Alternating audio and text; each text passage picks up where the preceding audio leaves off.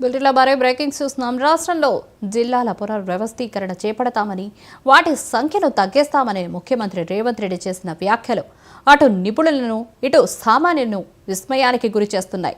10 జిల్లాలుగా ఉన్న తెలంగాణను కేసీఆర్ ప్రభుత్వం అనేక చర్యోపచర్యలు, తర్జనాభర్జనలు, ప్రజాభిప్రాయ స్వీకరణ అనంతరం 33 జిల్లాలుగా విస్తరించింది. కొత్త జిల్లాల కేంద్రంగా పాలన సవ్యంగా సాగుతున్నది. ఇప్పుడు మళ్లీ జిల్లాల సంఖ్యను కుదిస్తే కొత్త సమస్యలు వస్తాయని నిపుణులు హెచ్చరిస్తున్నారు.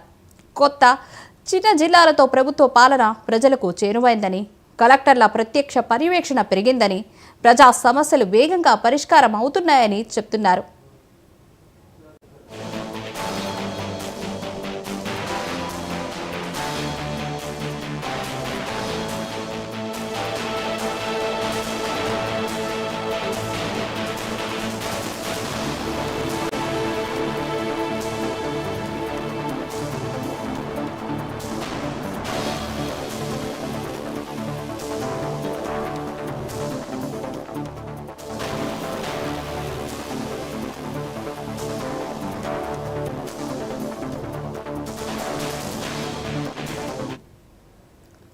మరోవైపు ప్రజా ఆకాంక్షలకు అనుగుణంగా కొత్త జిల్లాలను ఏర్పాటు చేశామని బీఆర్ఎస్ సీనియర్ నాయకులు హరీష్ రావు చెప్తున్నారు. కాంగ్రెస్ ప్రభుత్వం కొత్త జిల్లాల స్వరూపం మార్చాలని చూడడం అత్యంత దుర్మార్గమన్నారు. టైం పాస్ చేసే బదులు హామీలపై దృష్టి పెట్టాలని వారు సూచించారు. దీనిపై మరిన్ని అప్డేట్స్ మా ప్రతినిధి రమేష్ అందిస్తారు. రమేష్, రాష్ట్రంలో జిల్లాల పునర్వ్యవస్థీకరణ చేపడతామని ముఖ్యమంత్రి ఇదివరకు చేసిన వ్యాఖ్యలు అటు నిపుణులం కావచ్చు, ఇటు సామాన్యులం కావచ్చు కొంచెం ఆశ్చర్యానికి గురవుతున్నాయనే చెప్పుకోవాలి. గతంలో అంటే కేసీఆర్ ప్రభుత్వం అధికారంలోకి వచ్చిన తర్వాత అనేక తర్జన భర్జనలు చేసిన తర్వాత 10 జిల్లాలుగా ఉన్న తెలంగాణలో 33 జిల్లాలుగా మార్చారు.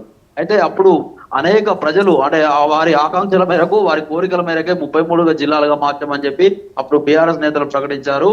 అనేక మంది కొన్ని జిల్లాలను చేయకపోయినప్పటికీ కొన్ని ములుగు లాంటి జిల్లాల ప్రత్యేకతను, ఎందుకంటే అటు మొత్తం ఆటవిక ప్రాంతం ఉంటది, అటు ఛత్తీస్గఢ్ లాంటి రాష్ట్రాలకు అటు దగ్గరగా ఉంటది. అక్కడ ఉన్న పరిస్థితుల దృష్ట్యా జిల్లాలను ఏర్పాటు చేశాము. ప్రజలకు పరిపాలన చాలా దగ్గర అయింది అని చెప్పి కూడా దీని వల్ల ఉపయోగపడిందని చెప్పి గతంలో చేసిన ప్రభుత్వం బీఆర్ఎస్ ప్రభుత్వం కాబట్టి అటు కేసీఆర్, ఇటు హరీష్ రావు, కేటీఆర్ లాంటి వాళ్ళు అప్పుడు చెప్పారు.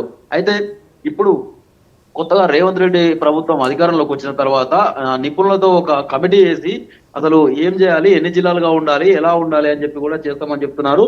దీనికి రేవంత్ రెడ్డి చెప్తున్న సమాధానం ఏంటంటే అది ఒక ఎంపీ కనుక జిల్లా సర్వసభ్య సమావేశాలు జరుగుతున్నప్పటికీ ఒక్కొక్క ఎంపీ 7 జిల్లాల వరకు ఉన్నది. కొన్ని జిల్లాలు 3 జిల్లాలు, కొన్ని 4, 5, 7 జిల్లాలు అట్లా ఉన్నవి. ఆ 7 జిల్లాల్లో సర్వసభ్య సమావేశాలు జరుగుతూ ఉన్న సమయంలో ఓ ఎంపీ 7 జిల్లాలకు ఎలా వెళ్తాడు?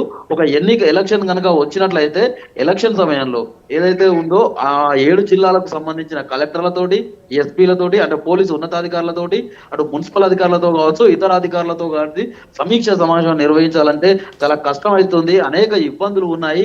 కేసీఆర్ కావాలనే 33 జిల్లాలను చేశాడు. 33 జిల్లాలంటే 3+3 కేసీఆర్ కు 6 అనేది లక్కీ సంఖ్య, అందుకోసమే ఆయన చేశాడు అని అంటే మరొక రకమైన ఆరోపణలు ఉన్నాయి. దీన్ని మొత్తం పునఃసమీక్షించి ప్రజలకు ఏ విధంగా ఉంటుందో అని చెప్పి ఒక కమిటీని అయితే వేసి మళ్ళీ అంటే ఏ విధంగా ఉండాలి జిల్లాలో అని చెప్పి కొత్త జిల్లాలను అయితే ఏర్పాటు చేయబోతున్నట్లుగా ఇప్పటికైతే రేవంత్ రెడ్డి ప్రకటించారు. రూప రమేష్, మనం చూసుకున్నట్లయితే 10 జిల్లాలుగా ఉన్న తెలంగాణను 33 జిల్లాలుగా కేసీఆర్ ప్రభుత్వం అయితే విభజించింది. ఇప్పుడు వాటిని మళ్ళీ కుదిపిస్తే ఆ జిల్లాల్ని ఇప్పుడు దానిపై నిపుణులు ఎలా అభిప్రాయపడుతున్నారు? అది కరెక్ట్ అంటున్నారా ఏంటి? అయితే నిపుణులు అయితే కొంచెం ఆశ్చర్యానికే గురవుతున్నారు అని చెప్పుకోవాలి. ఎందుకంటే ఇప్పుడున్న పరిస్థితుల్లో ఎటువంటి అంటే ఎంపీలకు ఏమైనా ఇబ్బంది అవుతుందేమో అంటే మనకు అంటే కింద స్థాయి ప్రజలకు అయితే ఏమీ తెలియదు, కానీ ప్రజలకైతే ఒక విధంగా అంటే పరిపాలన అందుబాటులోకే వచ్చిందని చెప్పుకోవాలి. అంటే సుదూర ప్రాంతాలకు వెళ్లాల్సిన ఎగ్జాంపుల్ గా చెప్పుకుంటే ఉమ్మడి నల్గొండకు వెళ్ళాలంటే ఇక్కడ హైదరాబాద్ కు దగ్గరగా ఉన్న బొమ్మల రామారం మండలం చాలా దూరం ఉంటుంది. వీళ్ళు హైదరాబాద్ రావాలంటే దగ్గరగా ఉంటుంది, నల్గొండకు వెళ్ళాలంటే చాలా దూరం. ఇటు భువనగిరి జిల్లాను చేయడం ద్వారా వాళ్ళకు ఆ దూరం తగ్గింది, టైం సేవ్ అవుతుంది, పనులన్నీ ఈజీగా అవుతున్నాయనే భావనలో అయితే ప్రజలైతే ఇప్పటికే ఉన్నారు. ఆ నిపుణులు కూడా మరి అంటే నిపుణుల కమిటీ చేస్తానని చెప్తున్నాడు కనుక నిపుణులు ఏం చెప్తారనేది త్వరలో వేచి చూడాల్సిందే. అంటే ఇప్పటికైతే సామాన్యులు అయితే ఆశ్చర్యానికి గురి చేసిందని చెప్పుకోవాలి. ఇప్పుడున్న జిల్లాలు అంటే చాలా ప్రజలకు ఒక విధంగా మేలు చేసే ఉన్నాయి. దగ్గరగా పరిపాలన చాలా దగ్గరగా అయింది. కలెక్టర్ దగ్గరికి వెళ్ళాలన్నా ఎవరి దగ్గరికి వెళ్ళాలన్నా ఈజీగా తమ పనుల అర్జీలను తొందరగా వెళ్ళి ఒక రోజులోనే వెళ్ళి తమ పనులను పూర్తి చేసుకొని కూడా వస్తున్న పరిస్థితి ఉంది.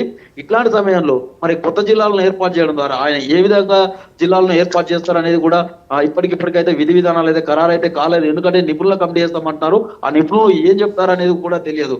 అంటే పార్లమెంట్ స్థాయికి ఒక జిల్లాను ఏర్పాటు చేస్తారా, లేకపోతే పాత జిల్లాల్లో మరి సగానికి సగం తగ్గిస్తారా, మరి అంటే ఇప్పుడున్న జిల్లాలో సగానికి సగం తగ్గించి చేస్తారా, ఏం చేస్తారు అనేది అయితే ఇప్పటికైతే ప్రస్తుతానికి క్లారిటీ లేదు. కానీ నిపుణులు కూడా అంటే ఇప్పటికిప్పుడు ఏం చెప్పలేని పరిస్థితి. ఎందుకంటే ఆశ్చర్యానికైతే ఉంది.